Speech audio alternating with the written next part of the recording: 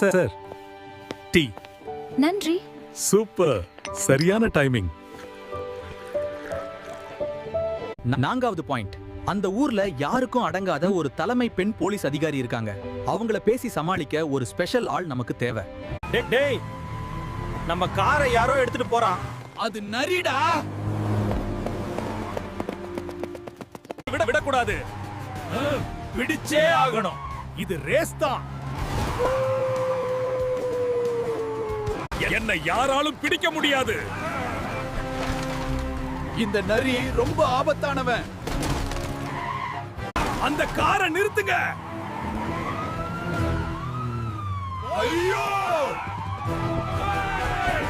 இப்போ மடக்குங்க. Game over. உங்க car. Shape.